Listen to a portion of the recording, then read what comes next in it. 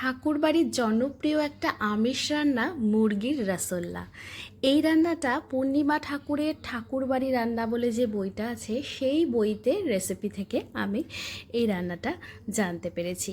এই রান্নাটায় ভীষণ কম উপকরণ ব্যবহার হয়, অথচ স্বাদ এত সুস্বাদু হয় সেটা খেতে।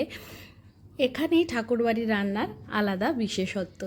যেই পাত্রে রান্না হবে, এখানে আমি একটা কড়াই নিয়ে নিয়েছি, তার মধ্যেই মাংসটা নিয়ে নিতে হবে। এখানে আমি প্রায় 800 গ্রাম মতো মাংস নিয়েছি। মাংসটাকে প্রথমে ভালো করে ধুয়ে তারপর একটু শুকিয়ে নিতে হবে।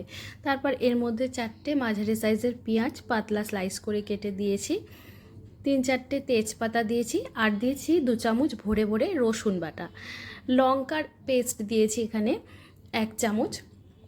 এছাড়াও দিয়েছি 4 টেবিল চামচ টক দই। টক দইটা খুব ভালো করে ফেটিয়ে দিয়ে দিয়েছি। স্বাদ অনুযায়ী নুন দিয়েছি, আর কয়েকটা কাঁচা লঙ্কা চিড়ে এর মধ্যে দিয়েছি।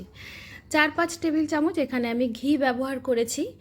যদিও মূল রান্নার রেসিপিতে ঘিয়ের পরিমাণটা আরও একটু বেশি আছে, তবে আমি পরিমাণটা একটু কমিয়ে দিয়েছি। এবার সব কিছু একসাথে হাত দিয়ে খুব ভালো করে একটু ঘষে ঘষে মেখে নিতে হবে।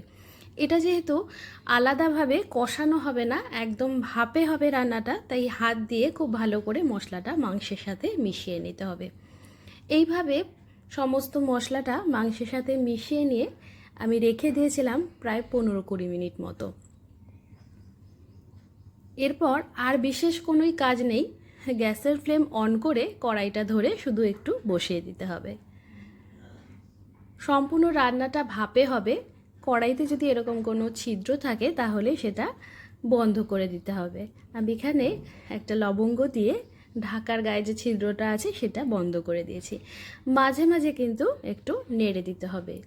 5-7 মিনিট পর পর একটু নেড়ে দিতে হবে। সম্পূর্ণ রান্নাটা কম আঁচে ঢাকা দিয়ে ভাপেতে হবে। এইভাবে মাংসটা সেদ্ধ হয়ে যখন ঘিটা জল কমে গিয়ে ওপরে ভেসে উঠবে, তখনই বুঝবেন রান্নাটা একদম কমপ্লিট। অসাধারণ স্বাদের এই মুরগির রসোল্লা অবশ্যই বাড়িতে একবার বানিয়ে দেখবেন, সত্যি অপূর্ব স্বাদ হয়। এত কম উপকরণে এত সহজ একটা রান্না, ঠাকুর বাড়ির রান্নার এই মুরগির রসোল্লা। কেমন লাগলো আজকের এই রান্নার পরিবেশন অবশ্যই একটা কমেন্ট করে জানিয়ে যাবেন। ভালো লাগলে শেয়ার করে নিজের টাইমলাইনে রেখে দিতে পারেন। ভাত অথবা রুটির সাথে পরিবেশন করুন ঠাকুরবাড়ির রান্না মুরগির রসোল্লা।